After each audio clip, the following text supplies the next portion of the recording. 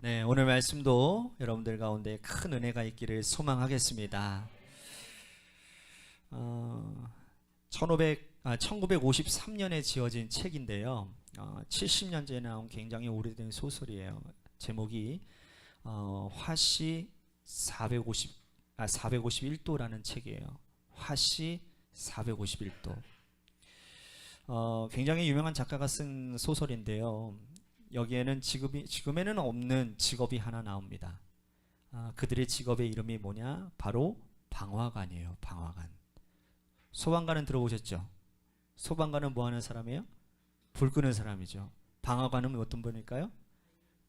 방화관리. 네, 불을 지르는 사람들이 방화관입니다. 네, 이런 직업이 있다라는 거예요. 이들이 하는 일들은 뭐냐면 책을 말살시키는 일을 하는 거예요. 그러니까 책을 찾아내고 또 책을 가진 사람들을 징벌하고, 그래서 책을 불사르는 일을 하는 사람이 방화관입니다. 이 제목이 화씨 451도잖아요. 왜 화씨 451도냐? 이 화씨 451도가 섭씨로 바꾸면 어떻게 되느냐면 233도가 된다는 거예요. 그게 왜 그러느냐?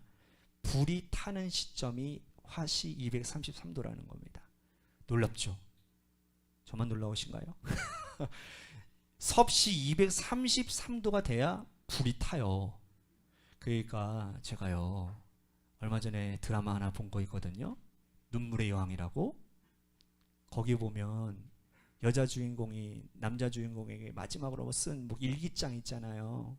그 일기장을 탁 나쁜 놈이 불 태웠는데 안 탔단 말이에요. 이해가 되더라고요.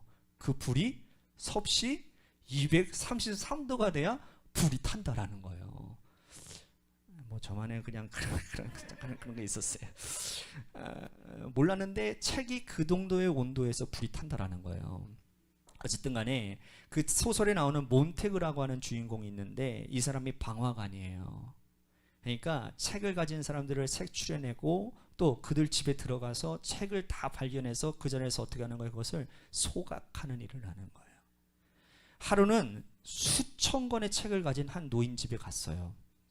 근데 그 집에 가서 그 모든 책들을 다 끌어다가 불살려고 하는데 이 노인이 막 자기 몸을 막 하면서 막 방해를 하는 거예요. 그런데 방화관에 불을 지르니까 이 노인이 자기도 거기에다가 분신 자살을 한 거예요.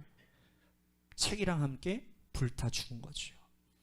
그래서 이 몬테그가 그것을 보고서는 큰 충격에 빠진 거예요. 이 사람이 도대체 뭔데 책을 불태우는데 이렇게까지 몸을 불사르는가. 그래서 책에 대한 궁금증이 생기게 되었다라는 겁니다. 그래서 상관에게 물어봤어요. 책에 대해서. 도대체 이 책이 무엇이길래 그런 겁니까? 그랬더니 그 상관이 이렇게 얘기를 합니다. 나도 젊었을 때 책 몇 권 읽어봤는데 우리를 이상하게 만드는 거야. 그 안에 있는 정보는 다 쓸데없는 것이고 그거 읽으면 읽을수록 당신이 이상해지니까 읽지 말아라. 그런데 이 몬테그가 그 노인의 그 모습이 자꾸 떠올리면서 자꾸 마음에 뭔가 끌림이 있는 거예요. 그래가지고 이제 책을 불사르는 일을 하잖아요. 근데 책을 불사르려 가다가 어떻게 하냐? 책 한 권씩을 이렇게 빼내요. 그리고서는 그 책들을 읽기 시작합니다. 그러면서 그의 삶이 변화가 되기 시작하는 거예요. 브래드버드라고 하는 작가가 바라보는 미래의 모습이 무엇이냐, 이 책을 통해서 뭘 말하고 있느냐 하면 바로 의학적으로 과학적으로 모든 기술이 발전하고 발달했을지는 모르지만 역사, 잃어버린 기억, 그러니까 시대가 역사와 기억을 잃어버리면 절망의 시대가 된다. 그런 것을 책을 통해서 우리들에게 말하고 있다는 거예요. 그래서 여러분들 역사를 돌아보면요, 책을 불태운 국가들이 나와요. 여러분들, 근데 책을 불태운 그런 정권들은 절대로 성공하지 못했어요. 여러분들이 아시는 진시황 아시죠? 분서갱유라고 하는 사건 아실 거예요. 정말 실용적인 그런 책들을 다 모아다가 불태우고 또 그것을 연구하는 사람들을 하나같이 다 어떻게 했어요? 생매장시켰죠. 그래서 여러분들 뭐죠? 뭐 이렇게 보이는 거 보이시죠? 네, 그것들이 바로 그런 거예요. 그래서 진시황이 그걸로 멸망했어요. 공산국가는요, 여러분 중국은 문화혁명이라는 이름으로 그 안에 있는 책들을 다 불태워버립니다. 불태워버렸어요. 그래서 지식인들을 탄압했습니다. 이렇게 의도적으로 역사를 부인하고 또 수많은 중동 국가들과 또한 북한은 성경 소지를 금지하고 성경을 소지했을 경우에는 어떻게 했어요? 극형에 처하는 일들을 하게 되었다는 거예요. 그러니까 이 모든 나라들은 결국은 잃어버린 시대에 들어설 수밖에 없다라는 거예요. 오늘 우리는 본문에서 책을 잃어버린 나라를 만났어요. 이 나라는 좋은 나라였지만 책 한 권을 잃어버렸어요. 바로 하나님의 말씀이 적혀있는 율법책이에요. 제가 주일날 이 모든 배경들을 여러분들에게 다 자세하게 설명드릴 수는 없지만 최대한 짧게 간단하게 명료하게 여러분들에게 말씀을 드리려고요. 저도 굉장히 노력할 테니까 여러분들도 조금만 노력해 주셔서 잘 따라와 주셔서 좀 이해하는 데 좀 힘썼으면 좋겠어요. 아셨죠? 예, 저도 짧게 최대한 간략하게 말씀을 드릴게요. 여러분, 성경 곳곳에서는요, 하나님을 잃어버린 이야기들이 많이 나와요. 또 하나님을 잃어버린 사람들의 이야기가 나옵니다. 처음부터 이스라엘이 하나님을 기억하고 지금까지 기억한 것 같지만 절대로 그렇지 않은 나라예요. 사람들은요, 너무나도 쉽게 하나님을 잊어버립니다. 애굽에서 430년 동안 종살이 할 때에 그들은, 이스라엘 백성들은 하나님을 기억하지 못한 백성들이 되었습니다. 어떤 것이 예배고 어떤 것이 하나님을 섬기는 일이고 그들을 알지 못했어요. 그래서 하나님이 그들을 끄집어내시는 이유가 뭐예요? 우리는 출애굽의 목적이 젖과 꿀이 흐르는 가나안 땅으로 가는 거라고 생각하시는데 아니에요. 하나님은 그들을 예배하는 백성으로 만드시기 위해 그들을 끌어내신 거거든요. 그러니까 그들은 출애굽 생활 동안에 하나님이 어떠한 존재인지, 하나님께 예배드리는 것이 어떤 것인지를 전혀 몰랐어요. 그래서 하나님이 그들을 어디로 끌고 가시느냐? 광야로 끌고 가시는 거예요. 광야에서 그들을 예배하게 하겠다. 성경이 그렇게 말씀을 한단 말이에요. 그런데 그들이 그렇게 하다가 하나님을 알지 못하는 일들을 계속하게 되는 거예요. 사사시대는 어떻습니까? 그들은 하나님을 알지 못했어요. 심지어 하나님보다는 우상 숭배하는 일에 애를 쓰고 사사들조차도 하나님을 제대로 알지 못해서 엉뚱한 일을 하는 것을 우리들이 사사기를 통해서 우리들이 보게 돼요. 그런데 그 중에 사사시대를 지나고 위대한 한 왕이 등장을 하죠. 그 왕이 누구예요? 다윗. 다윗이라는 왕이 정말 하나님을 올바로 경배하고 그의 삶이 하나님께로 온전히 향해 있었어요. 그런데 그때까지인 거예요.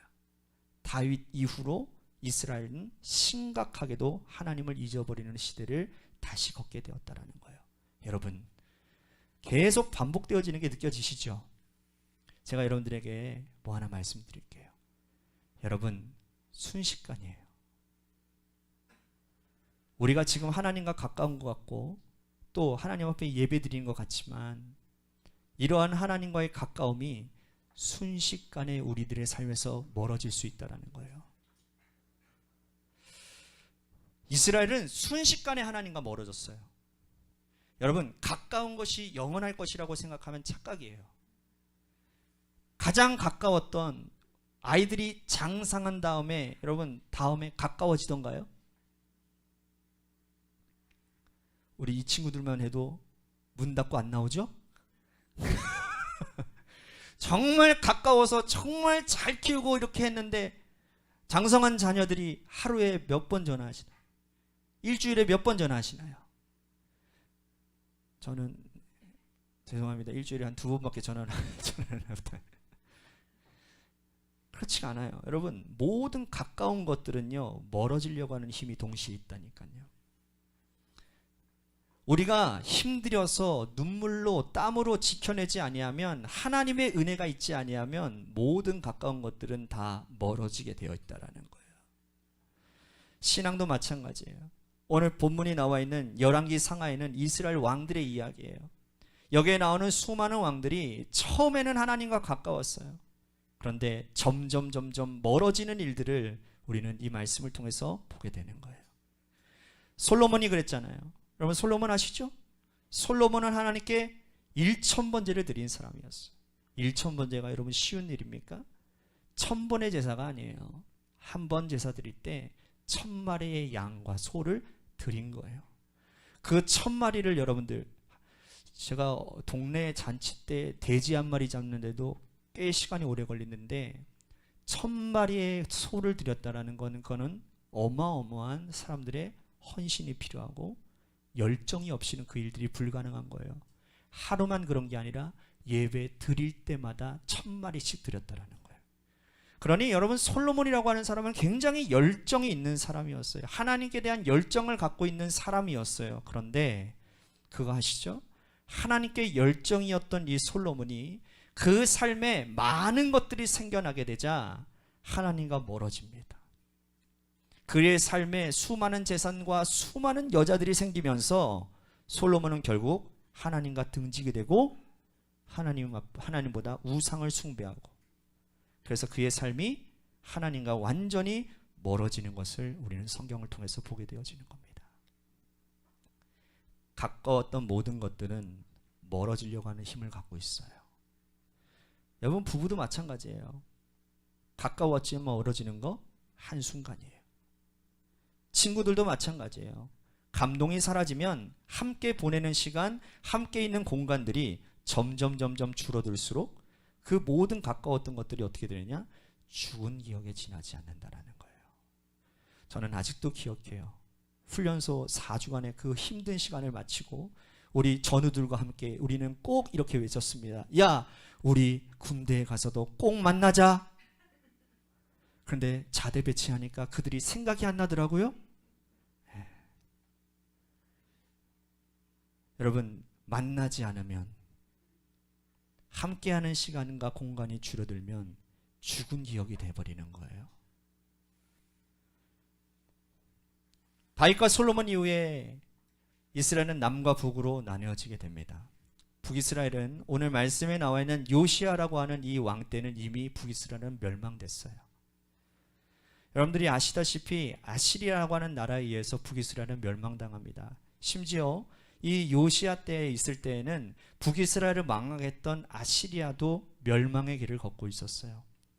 그러니까 한참 지난 겁니다. 그나마 유다라고 하는 나라는 히스기야 왕을 통해서 하나님을 향한 경외함, 하나님의 말씀을 지키고 또 안식일과 절기를 회복하는 일들을 했어요. 여러분, 히스기야가 굉장히 중요한 왕이에요.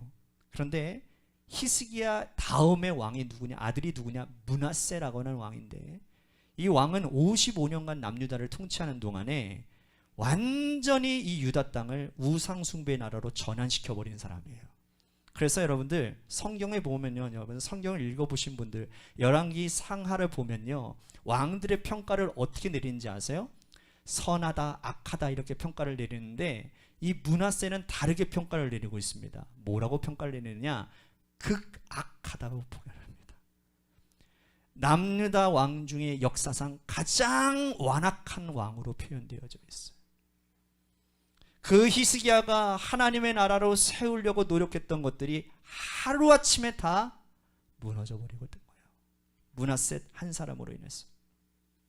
그리고 나서 므낫세의 아들이 아몬인데, 이 아몬이 왕이 된 지 2년 만에 암살을 당합니다. 그리고 나서 세워진 왕이 누구냐? 오늘 말씀에 요시야예요. 잘 참으셨어요. 여기까지 오시냐고. 요시야가 8살 때 왕이 돼요. 여러분, 8살 때 왕이 됐으면 뭐 할 게 뭐 있겠습니까? 할 수 있는 게 뭐가 있겠습니까? 그리고 나서 오늘 말씀 보니까 그리고 18년이 지난 해, 그러니까 요시야 왕이 26살이 된 때에 일어난 일을 오늘 말씀이 적고 있는 거예요. 자, 여러분들 26살이 된 왕이라면 무엇을 해야 될까요?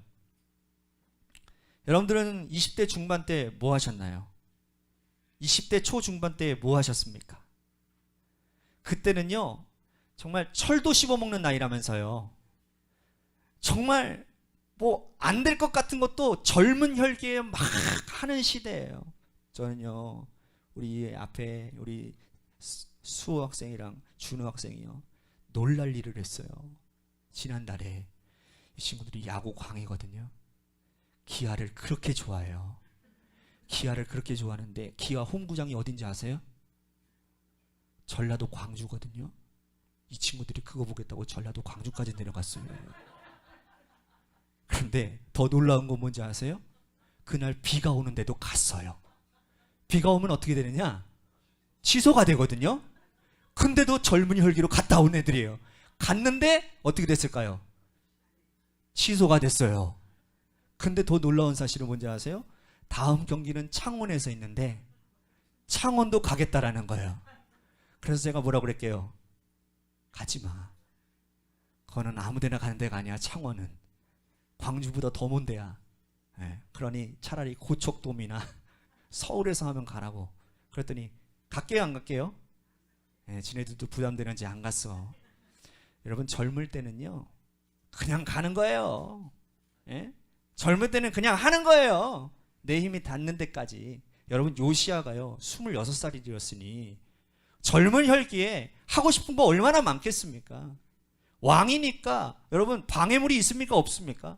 없어요. 뭐가 있어요? 없지. 왕인데 그냥 다 하는 거예요. 자기가 할 수 있는 거 다 할 수 있는 거예요. 그런데 요시야가 가장 먼저 한 일이 뭐라고요? 하나님의 성전을 고쳐서 올바로 하나님을 예배드리는 공동체로 만들고 싶어 했다라는 거예요. 요시야가 그 일들을 감당하는 가운데 사반이라고 하는 사람이 성전에 그때는 이제 헌금을 은으로 드렸던 것 같아요. 그래서 그 은으로 이제 성전을 수리하려고 이제 하면서 이제 사반이 이제 헌금을 이제 거두러 가는 가운데에 어느 곳에서 우연치 않게 뭘 발견했느냐? 오늘 말씀에 율법책을 발견한 거예요. 사반이 이제 서기관이니까 율법책을 읽을 수 있는 사람이거든요. 율법책을 읽고서는 깜짝 놀란 거예요. 그래서 요시야 왕에게 이것을 전했어요. 근데 요시야가 그 말씀을 듣고 읽은 다음에 어떻게 했어요? 눈물이 나서 견딜 수가 없어가지고 옷을 찢으며 하나님께 나아가 회개하게 됩니다. 여러분, 하나님께서 모두에게 말씀하시지만 그렇지만 모두에게 말씀이 임하는 건 아니에요. 므낫세와 같은 사람들은 하나님의 말씀을 들어도 그 말씀이 아주 천한 것으로 여기고 쓸데없는 것으로 여기고 버리는 사람이었기 때문에 하나님은 그에게 율법책을 발견하게 하지 않으셨어요. 그러나 요시야와 같이 하나님을 경외하는 사람, 하나님의 살아계심을 알고 있는 하나님을 경외하는 사람에게는 하나님이 말씀하시는 은혜를 주신다, 그 말이라는 거예요. 여러분, 하나님의 음성 듣기를 원하십니까? 왜 하나님께서 나에게 말씀하시지 않으시지? 하나님의 말씀을 귀히 여기십시오. 하나님의 말씀을 소중히 여기면 그 심령에 하나님이 말씀하실 겁니다. 여러분, 좋은 일 하면 좋은 일이 생깁니다. 아멘 좀 하세요. 좋은 일 하면 좋은 일이 생깁니다. 지금 요시야가 지금 이 젊은 사람이 성전을 수리하기로 결정을 하고 그리고 그에게 맡겼을 때 하나님께서 그 좋은 일 가운데 더 좋은 일이 일어나게 하셨어요. 우리가 원하는 것을 이루는 방법이 무엇이 있을까? 가서 그것을 따지는 것도 있지만 우리가 하나님이 기뻐하시는 좋은 일을 하다 보면 여러분들의 삶에 좋은 일이 일어나게 하실 거예요. 묵묵히 하나님의 일을 하다 보면 여러분 하나님이 좋은 것으로 허락하시는 거 경험해 보셨잖아요. 하나님께서 그래서 이 유월절이 다시 갱신되고 모든 우상들이 다 사라지는 일에 누구를 사용하시느냐? 이 요시야를 사용하시는 거예요. 우리 보통 이제 성경을 잘 이해하시고 또 공부하시는 분들은 아실 텐데 이 왕정 시대에 종교 개혁이 몇 번 일어나느냐? 2번 일어납니다. 한 번은 아까 전에 제가 소개했던 히스기야 때 일어났고 두 번째가 바로 오늘 요시야 때 일어났어요. 요시야의 종교 개혁은 완전한 종교 개혁이었습니다. 요시야는 오늘 이 말씀을 발견하고 나서 처절하게 회개하고 난 다음에 그 말씀 있는 그대로 하나님을 섬겼어요. 유월절이 원래는 사라졌었거든요. 그런데 그 누구도 유월절을 지키지 않았는데 이 요시야 때 처음으로 유월절을 부활시켰어요. 뿐만 아니라 수많은 우상들이 있었거든요. 아세라라고 하는 우상이 있었는데 그 아세라 우상의 특징은 뭐냐면 길쭉한 그런 나무 형태로 되어져 있어요. 그래서 어느 곳이든 꽂게 되어 있단 말이에요. 그런데 그것들을 다 거두다가 불살라 버렸어요. 바알도 다 깨부시고, 또한 그때 당시에 산당 바마라고 하는 산당도 전부 다 부십니다. 철저하게 하나님 앞에 이 모든 것들을 말씀에 맞추어서 개혁하는 요시야에게 하나님께서는 율법을 찾는 은혜를 주신다라는 것이죠.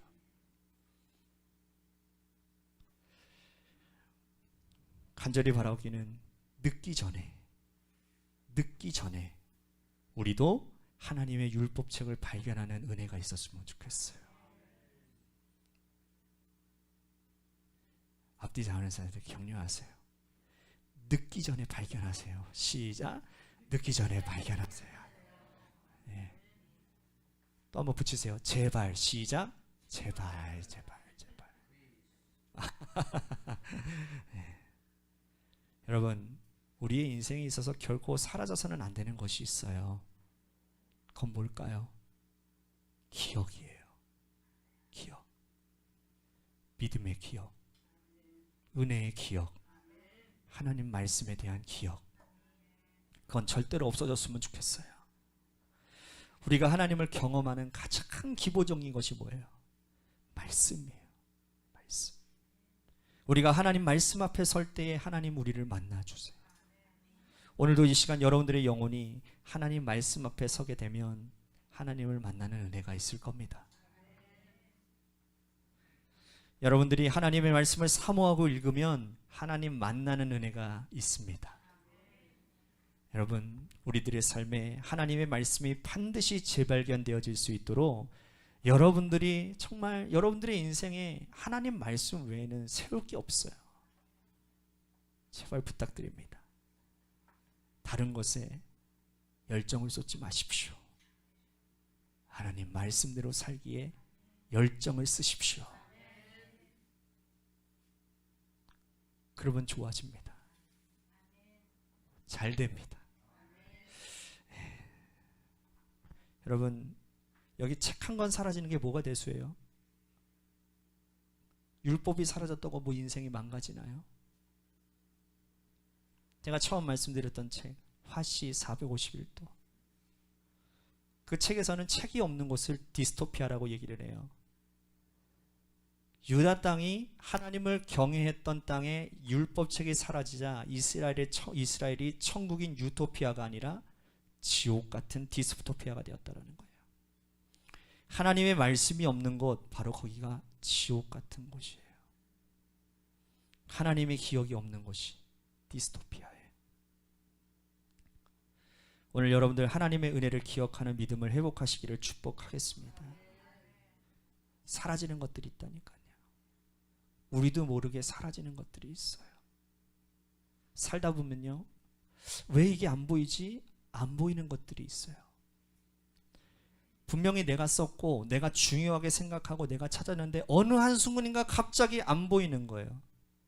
그렇게 펜도 사라지고, 그렇게 티셔츠도 사라지고, 그렇게 양말도 사라지고. 혹시 여러분들 그런 경험 안 해보셨나요?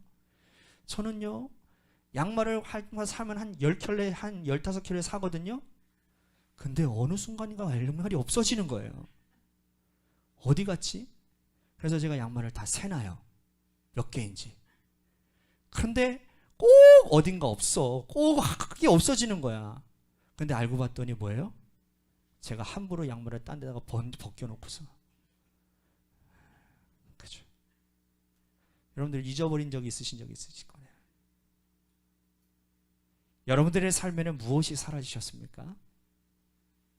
쓸모없는 것들도 사라지지만 귀한 것들도 사라지고, 우리가 아끼는 것도 사라지고, 어떤 분은 그런 이야기 하시더라고요. 너무 아껴서 사라지는 거래요. 여러분, 말씀을 거추장스럽게 여기고 예배를 귀찮게 여기면 사라집니다. 뭐하러 그렇게까지 예배하느냐고 물어본다면 그 예배는 점점 사라질 것입니다. 신앙만 그런 게 아니에요. 가족의 모임도 귀찮다 하면 어떻게 돼요? 사라져요. 친구들과의 만남, 처음에는 바빠서 드문드문 보다가 결국에는 사라져 버립니다. 어디에서 사라지셨습니까? 여러분, 제가 제일 답답한 게 뭐냐면 어디서 사라졌는지를 모르는 게 참 답답하더라고요. 요한계시록 2장에 보면 예수님께서 7교회에 보내는 편지가 나옵니다. 가장 먼저 편지를 받은 교회가 에베소 교회예요. 여러분들 에베소 교회 아시죠? 에베소 교회는 정말 칭찬받을 만한 교회였습니다. 바울과 디모데가 연이어서 목회를 하는 가운데 정말 열심히 섬겼던 교회고, 또한 그 교회 안에 많은 열매들이 있었습니다. 정말 칭찬받을 만한 그런 교회였어요. 그런데 그렇게 열심히 섬겼던 에베소 교회가 예수님께서 편지를 주셨는데 어떻게 적혀져 있느냐? 2장 4절에서 5절 말씀 보십시오. 다 같이 한번 읽어볼까요? 시작. 그러나 너를 책망할 것이 있나니 너의 처음 사랑을 버렸느니라. 그러므로 어디서 떨어졌는지를 생각하고 회개하여 처음 행위를 가지라. 만일 그리하지 아니하고 회개하지 아니하면 내가 내게 가서 내 촛대를 그 자리에서. 우리의 마음이 어디에 사라지셨습니까? 우리의 열심이 어디서 사라지셨습니까? 어디서인지 모르는 게 다 떨어졌습니다. 그래서 주님께서는 어디에서 떨어졌는지를 생각해 보라는 겁니다. 우리가 잘 될 때 떨어졌는지, 우리가 촐싹거리다가 떨어졌는지, 밖에 많이 다니다가 떨어졌는지, 세상에 빠져서 살다가 떨어졌는지, 그때를 생각하고 가서 다시 율법책을 집어 들으라 말씀하시는 거예요. 여러분, 어디서 떨어지셨나요? 어디서 떨어지셨나요?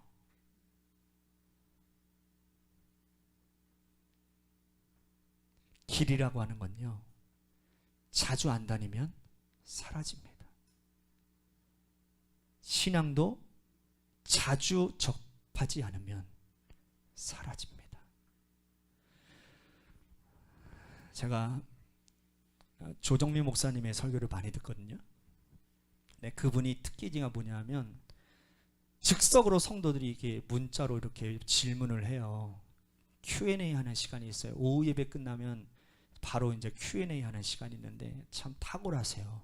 즉각적으로 그 질문을 받으셔서 즉각적으로 대답하시는데 와, 엄청난 인사이트가 있더라고요. 근데 그분이 뭐라고 말해요? 그 질문이 뭐냐면, 우리 안에 내가 예수 믿고 구원받으면 우리 안에 뭐가 임하죠? 성령이 계시잖아요. 그런데 그 성령이 우리 안에 계시면 이 성령이 사라집니까? 영원히 거하십니까? 그 질문을 하시더라는 거예요. 근데 그 목사님이 뭐라고 말씀하시느냐? 성령이 소멸된다. 왜냐? 성경 말씀 가운데 성령을 소멸치 말고 라고 말씀하셨기 때문에 성령이 소멸됩니다. 내가 예수 믿고 구원받았다고 해서 성령이 내 안에 계시는 게 아니에요. 성령이 소멸될 수 있습니다. 그 소멸된 것이 어디에서 떨어졌냐라는 거예요. 어디에서? 오늘 그것을 여러분들이 반드시 캐치하셔야 돼요. 그리고 소멸된 성령을 다시 회복해야 돼요. 그래야 여러분들의 인생이 하나님이 임하는 천국과 같은 삶을 살 수 있는 거예요. 세상 사람들과 다른, 세상 사람들이 전혀 생각지도 못한 그 놀라운 역사를 일으킬 수 있는 사람들이 된다, 그 말이라는 거예요. 우리는 세상의 가치관에 붙들려서 사는 사람들이 아니에요. 이 땅을 살아도 우리는 세상 사람들과 똑같이 사는 게 아니고 저 하늘나라 바라보면서 사는 인생들이에요. 하늘나라 가치관이 오늘 우리의 가치관이 돼야 되는 거예요. 그것이 우리가 구원받은 사람들의 모습이어야 되는 거예요. 세상 사람들처럼 예수 잘 믿고 그냥 잘 되고 좋아지고 그게 아니라 더 좋은 가치 있는 일들을 해나가고 하나님의 천국을 바라보는 삶을 살아가는 거예요. 오늘 그것이 여러분들 가운데 느껴지지 않는다면 어디서 떨어지는지를 확인해 보세요.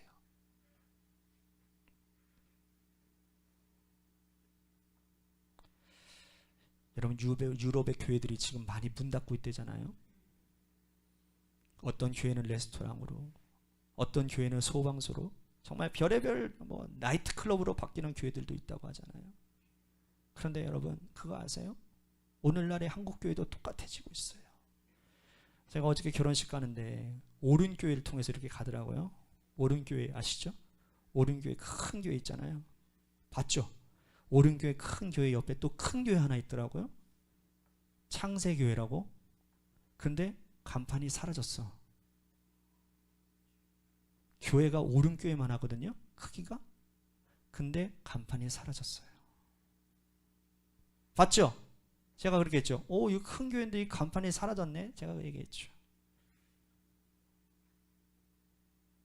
한국 교회도 보지 않아요. 30년 후면 그런 일들이 일어난답니다. 저는 우리 관악교회가 주님 오시는 그날까지 주님이 지켜주시고 주님의 사명들을 감당하는 교회가 되기를 원합니다. 정신 차려야 돼요. 우리 건물이 중요한 게 아니에요. 건물을 세우는 게 중요한 게 아니고 이 안에 하나님의 말씀의 역사가 일어나는 교회가 돼야 돼요. 그 교회는 절대로 흔들리지 않아요. 그 교회는 절대로 무너지지 않아요. 예수님이 뭐라고 비유하셨어요? 반석 위에 지은 집은 무너지지 아니하신다고. 반석이 뭐예요? 말씀이에요. 말씀. 우리가 반드시 지켜야 될 건 뭡니까? 목숨 걸고 지켜야 되는 건 뭡니까? 말씀입니다. 말씀. 여러분들 자식들에게도 은혜의 기억을 물려주십시오. 우리 자식들에게 말씀의 은혜를 물려주시기를 바랍니다. 말씀을 제가 정리하려고 합니다. 복음의 능력으로 하는 양육이라는 제목의 책이 있는데 이 책의 저자인 윌리엄 팔러라고 하는 목사님이 계세요. 근데 이 목사님이 이런 얘기를 하시더라고요. 자기의 막내딸과 함께 교회에서 열리는 어떤 파티를 참석을 했대요. 그러니까 파티니까 이렇게 둥그런 원탁이 있을 거 아닙니까? 그죠? 거기서 앉아서 얘기를 나누는데 어떤 분이 가가지고 그 목사님의 딸인 안젤라에게 이런 질문을 했대요. 안젤라, 너 아빠 하면 가장 인상적으로 기억에 남는 게 뭐니? 라고 물었대요. 성도님들, 궁금해도 제발 그런 거는 묻지 마시기를 바랍니다. 저희 아이들에게 그렇게 물어보시면 저 굉장히 긴장할 것 같아요. 예? 여러분, 근데 그 아이가 이렇게 대답을 했대요. 한 번은 아빠가 저에게 정말 크게 화를 냈대요. 그런데 얼마 지나서 아빠가 내 방에 왔어요. 들어오시더니 울면서 저에게 용서를 빌었어요. 그게 저에게 가장 기억에 남아요. 아마 이 아이는 커서도 나중에 그 아버지의 그 용서하시는 사랑을 붙들고 자라게 될 것 같고요. 그 아버지를 만날 때마다 그 기억이 그 아이를 붙잡을 것 같아요. 여러분, 아이들이 붙잡아야 될 기억이 뭘까요? 장난감 사주고 좋은 리조트에 가서 멋진 데 가서 자고 먹고 그거 기억할까요? 여러분, 우리 자녀들에게 은혜의 기억, 믿음의 기억, 하나님 경외하는 기억을 남겨줘야 되는 거예요. 어려울 때 여러분 장난감 많이 사준 걸로 아이들이 살아납니까? 그 아이들이 고난당할 때 리조트 가서 좋은 거 잘 먹고 좋은 곳에서 지냈던 것이 아이들을 살려줍니까? 우리들이 자녀들을 살려줄 수 있는 것, 우리의 영혼을 살릴 수 있는 것은 하나님의 말씀, 은혜의 기억, 믿음의 기억이에요. 우리는 그런 기억들을 주는 부모들이 되어야 되는 것이고 제가 되어야 되는 것이에요. 우리에게 책임이 있어요. 책임이 있어요. 여러분, 이 시대에 문화 탓할 게 아니에요. 문화 탓할 게 아니라니까요. 우리가 기억을 전해주면 되는 거예요. 우리가 율법책을 발견하는 사람들이 될 때 그 누군가의 한 명에 들려진 그 율법책을 통하여서 하나님이 이스라엘을 회복시켰던 것처럼 오늘 그 율법책을 들고 있는 어느 한 사람을 통하여서 하나님의 말씀에 경외하며 하나님 말씀에 두려워 떨어서 하나님의 말씀이 이 땅 가운데 실현될 것을 믿는 믿음의 한 사람이 일어나면 하나님의 교회는 세워질 겁니다. 지금 우습게 들리시는 분들 계시죠? 이 말씀이 우스우신가요? 이 말씀은 살아계신 하나님의 말씀이에요. 여러분들의 마음이 강팍해지지 않기를 기도하십시오.